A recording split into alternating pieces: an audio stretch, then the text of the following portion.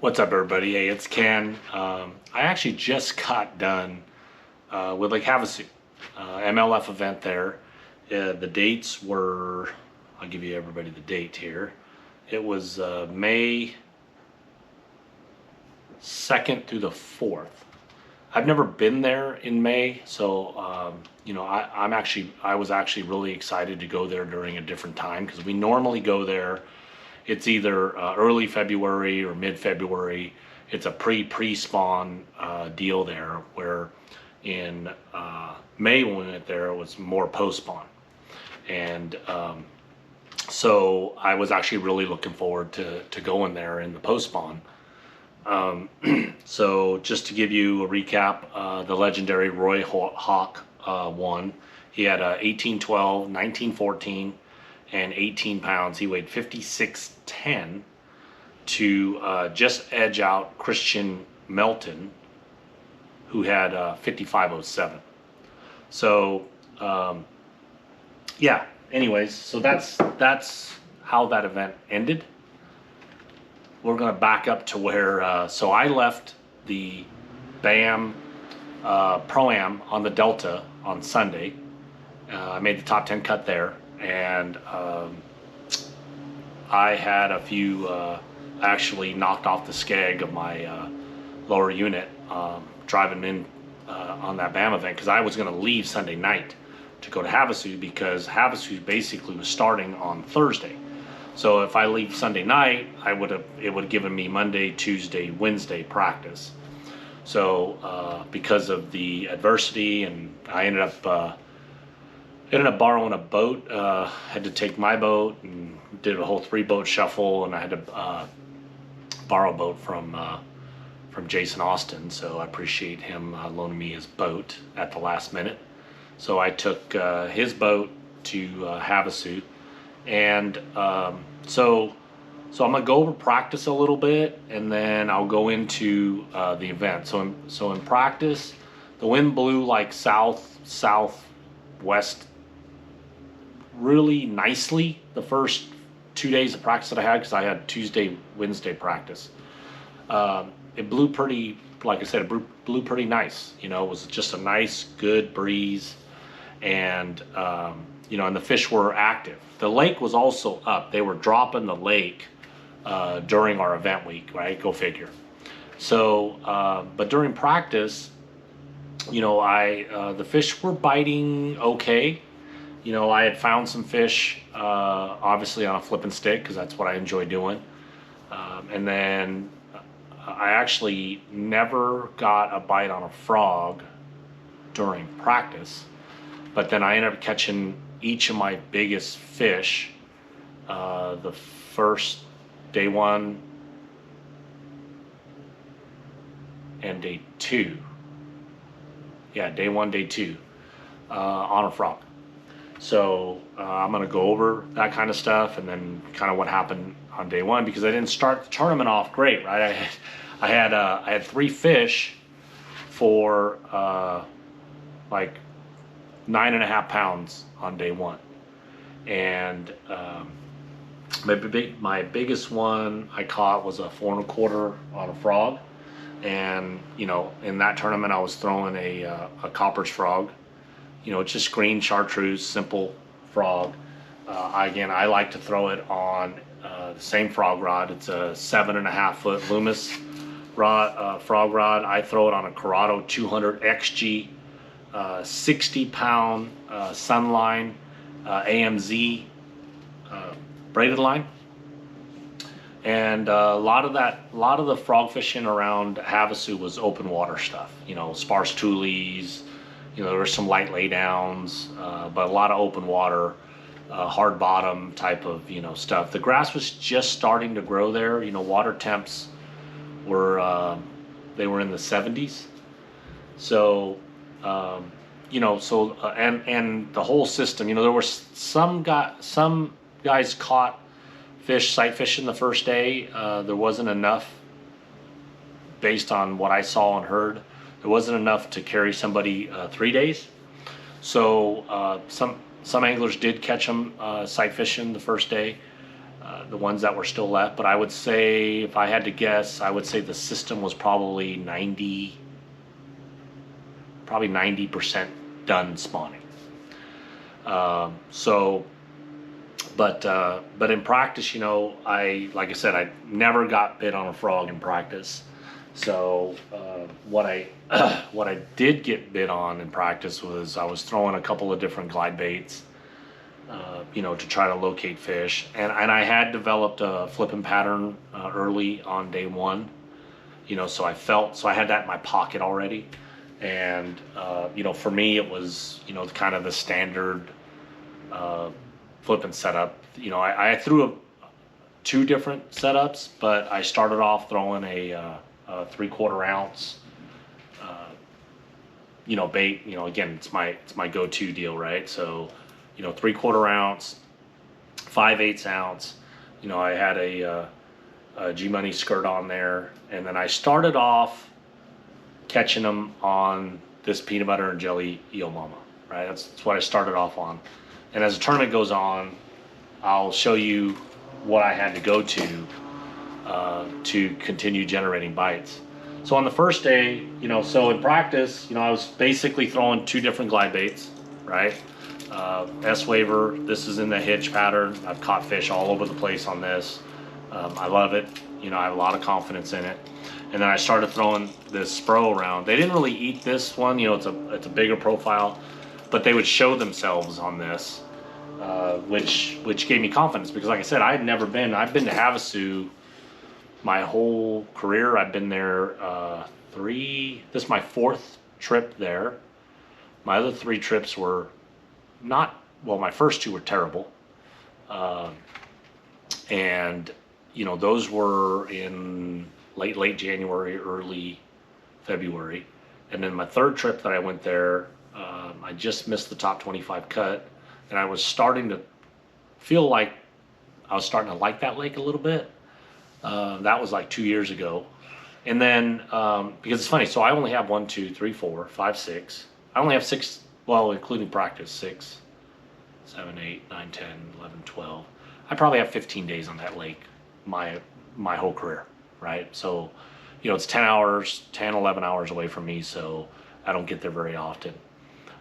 So this week, I actually was fortunate. I made the top 25 cut. You know, so I had 5 days this year there, which would probably, you know, bring me up some. But it was amazing to make the cut after the hole I dug, right? Because I weighed in 3 fish for like 9.5 pounds, so they were the right ones. And you know what happened is I caught like a 4 1/4 on a frog, and then I went flipping. And you know, it was, I typically run this setup, right? Because I made a comment on my social media post. You know, I typically will run a Yo Mama. Nope, I don't have the hook. So I run that Yo Mama on a 3/0 owner Jungle HD hook. I just recently went to that hook from the Gamakatsu Super Heavy, and never had any problems with it. And what I was flipping was, you know, some of it was just deep toolies, you know, was not matted or any of that stuff. And there was some of it where there was some mat, and it was just lay down loose toolies. Nothing serious at all. Nothing like the Delta or even Clear Lake. And so on day one, right, I ended up boating 3. I had like, let me think here, 3, 2, so I had 9 bites on a flipping stick. I hooked 7 and boated 2. Okay, not typical for me, right? Typical, it's flip-flop, right? If I hook 7, I'm gonna land, you know, 6 or 5, you know, or I'll land all 7. Especially the stuff that I'm flipping. It's not, like I said, it's not gnarly or heavy or anything like that. You know, I was, like I said, I was flipping like, you know, light stuff, 5/8, you know, even half ounce. You know, I had a half ounce rod out, so it wasn't like it was really heavy stuff. So, so after day one's disaster, right, I was like in 51st, or I don't know what I was in. Yeah, like 51st after the first day. So, you know, I did what I always do. I did some math, and I'm like, okay, well, for me to get back into this, I felt that I needed to catch probably around 18 pounds, right? Which was doable because there was 6 or 7 17.5-pound bags on day one, right? So it wasn't like I was asking for a heroic bag in order to get back into this event, you know. So I actually made a tackle adjustment, and all I did was I went from a 3/0 hook to a 4/0 hook, right? And I know it sounds simple, you know, but I wish I would have done it on day one because I think the outcome would have been different because I was making great fishing decisions, making the right presentations, throwing the right bait, getting the right bites.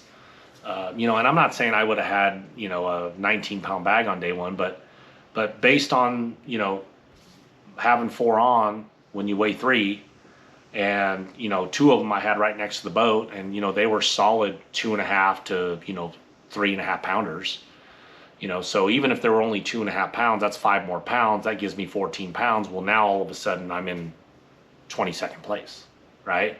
And then the hole is not so deep. So I dug a deep hole, but I felt mathematically, and if things went right, I could get out of the hole. You know, leading into the tournament, I felt that if I could catch 17 pounds a day, which would have given me 51 for 3 days, it would have given me a shot. Okay, so you know, looking back at the results. Right, so 51 would have put me in 3rd place, right? But once you have 51, you're only 1 bite away from winning, right? Because Roy had 56, right? So you're, you know, on Havasu, that's probably 2 bites, right? 5 pounds is probably 2 bites. I mean, there were some 7-pounders weighed in. So if you had a 2-pounder and you caught a 7, that's a 5-pound net. That erases the difference between 3rd and 1st, right? So it was doable. You know, to that just 1 extra bite during the course of 3 days puts you in the winner's circle. Okay, so after weighing 9 pounds, well, I was pretty far back of my 17-pound goal, right? So you know, that put me, you know, kind of 8 pounds back of my goal, which then I was like, well, you know, chances of me getting to 51 and winning it's going to be very difficult, right? So I rearranged my goals based on the position I was in. So my day 2 goal was to catch 18 pounds or more, and I felt that that would put me in the top 25 cut.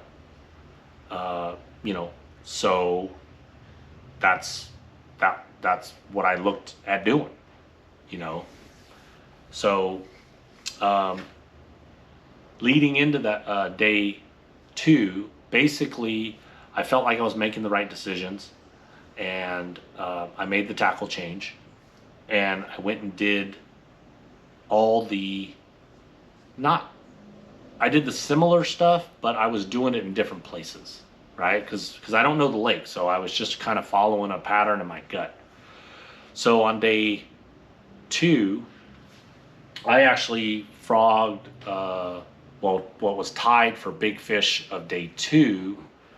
It was a 6'4" or 6'3" with Christian Melton, who ended up 2nd. And I ended up frogging that fish on this frog. That was my first fish of the day. And, you know, so I got a 6 1/4, right? So I'm like, okay, well, I got 6 1/4. If I catch 12 pounds for 4 others, which is 4 3-pounders, right, I'll have my weight, right? That's kind of how simple I break it down to, right? And, you know, and 3-pounders were obtainable, okay? So you know, what I wanted to do was, and I knew to get to where I wanted to do, I needed I needed two. Well, big bite to me is 5 or better, so I needed a big bite and a really good bite, right? And on Havasu, a 4-pounder during May is a really good fish to have, right? So my goal was to, you know, to catch 1 over 5. If I was fortunate, I would catch 2 over 5. So that didn't happen. I ended up throwing frog and a couple of other topwaters on day 3. I ended up throwing that pretty much from 6 in the morning to, I don't know, 9, 10-ish, you know, and the wind came up. So on day 1 and day 2, the weather kind of laid flat after having great wind on practice. So going back to day 2, so I threw that, I was throwing a topwater and a frog, and I actually pulled the glider back out because the wind came up, hoping to catch 1 more of the right ones. And, you know, and it didn't happen. Okay, so then I pulled the flipping stick out, left the frog out, I put everything else away, pulled the flipping stick out, and the wind on day 3 was, the forecast was pretty horrendous. It wasn't bad.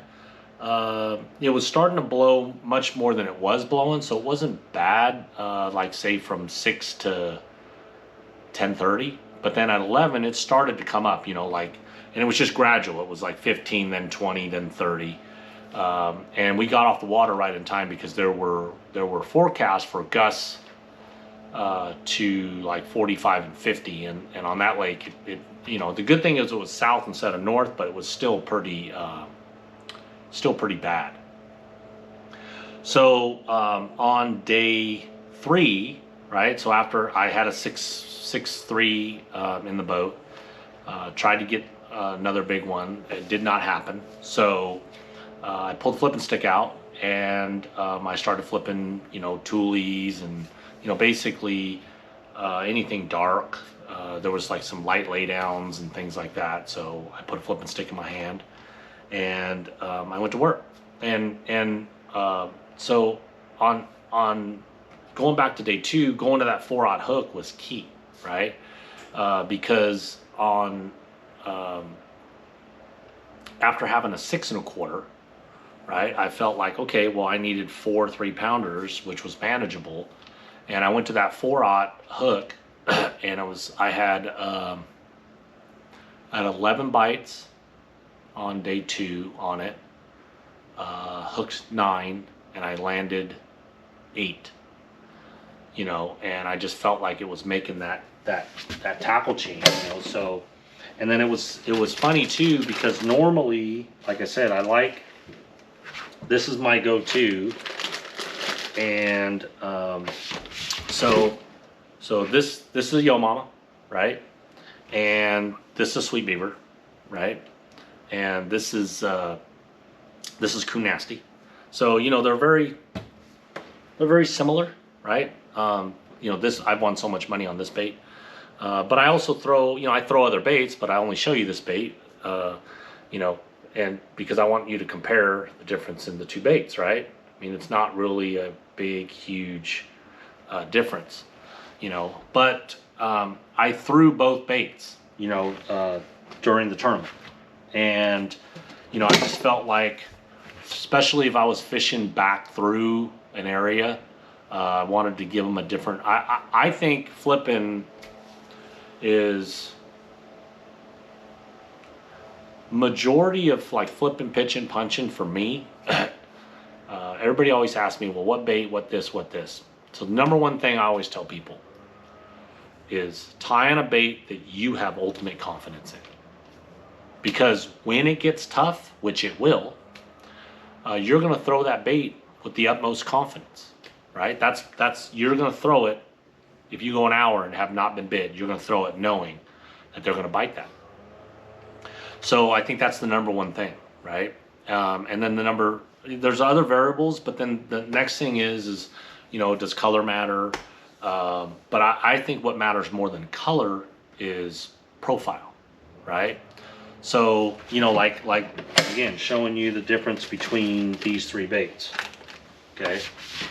So you look at these three baits, right? And the profile is very different in these three baits, okay? So obviously you have the skinnier profile of the swim on, right? Which I told you that before, you know, the bait that I used to throw a lot was this missile crawl, right? So these are very similar profile baits, okay? And these beaver style baits, right? You know, obviously this is the originator, but there's these beaver style baits, even the sweet beaver, right? It's a little bit different, right? The yo mama, when you don't break across the claws, it kind of glides more. You know, it kind of does this. You know, it's got this more flapping action. It's like it's more of a beaver flat tail here, where this is a little more pointy. Okay, so again, it's about profile, right? And then when you add the skinnier swim on in, right, it's even a really thin, smaller profile. So I threw, you know, once I went through an area, you know, I pulled the swim on out, and I've also pulled the beaver out, you know, just in a different color, just to show them something different. So I was able to generate bites on all three baits. So, you know, same setup for me, you know, there, you know, 80 braid, Shimano Chronarch XG 150 MGL, 711 Loomis flip and stick, you know, and I know, you know, I like to use the yellow line, so obviously I color this line 6 feet, and you can see the difference, you know, because I'm a line watcher. You know, I think you have to be a huge line watcher when anytime you're throwing a bottom contact bait, or you know, a bait that you're not winding towards you. So on day 2, you know, I ended up I actually flipped a 4 1/4, right, which was you know, I was very happy with. And then I was able to flip the rest of my limit, and I ended up weighing 19 and change. I think it was like the second or maybe third heaviest bag of day 2, and that put me back in it, right? I ended up making the cut, top 25 cut in 23rd. Yeah, it was either 23rd or 24th place. So to start the tournament with 3 fish for 9 pounds, and then to, you know, basically put my head down, be confident, and fish with purpose. And I mean, I think the biggest thing was making that tackle adjustment. You know, I really feel like had I had that 4/0 hook on day 1, the result or the outcome would have been different. But you know, you still live and learn, right? So I'm still living, still learning. I'm thankful that I made that tackle adjustment at the end of day 1, which helped me get to day 2, which ultimately put me in the top 25 cut for day 3. So that's how my first 2 days went. You know, pretty, again, for me, pretty simple fishing, right? I mean, I was frogging, throwing a glider, and I was, you know, flipping, you know, just toolies and laydowns and things like that. So made the final day. I was in, like I said, 24th or 23rd, and you know, I felt like, okay, well, if I catch, you know, 14, I think I was like, well, if I catch 14, I'm gonna get a check. But then my new goal was to get into 5th, right? That was my goal. Is how do I get to how do I get into the top 5, basically, you know? So on the last day, I ended up weighing, so I weighed 904 on day 1, 1901 on day 2, and then 1214 for 5 on day 3, right? So I felt like, you know, so to get to 5th would have been 49. So, and then I had 40, I ended up with 41, right? So you know, I felt like I needed to catch like 17 pounds, that I could still get there. So, you know, I ended up weighing 12-14, which was, you know, again, it was okay. So it basically moved me up like one spot. I never got a big bite, throwing any top water or any of that stuff, on day one. You know, and again, I don't know the lake, so I started running around based on practice and conditions, which I enjoy doing. And, you know, and really what I ended up catching my 12-14 on, you know, was I was, you know, flipping toolies like in the main lake. I ran up the river, you know, places like that. So, you know, so I'm real, based on how it started, I was real satisfied with making the top 25 cut. And, you know, catching that bag on day two, you know, really, you know, I'm 5th in AOI, like 14 pounds behind Christian Melton, who's leading it. And, you know, we have the Delta left, so there's still a lot of fishing left to do there. You know, there's still 15 fish to weigh in that tournament to see how things shake out. That tournament is coming up in June, so that is, you know, in, it's about a month away. Yeah, a little bit less than a month away. So, yeah, stay tuned for that. And, you know, hey, thanks for being here. Thanks for listening. You know, hopefully, you know, while I'm talking about my experiences and still learning, still making tackle adjustments, that some of that stuff helps you, you know. And like I said, I don't claim to know everything. I just know I feel like I know what has worked for me in the past. And, you know, and for me, it's still a learning in progress. So, anyways, I hope you're getting better, and I know I am every day. And you know, be critical of yourself, you know, but don't dwell on all of your mistakes. You know, be critical, learn, and move forward. That's my message. So thanks for being here, and I will holler at you guys next time.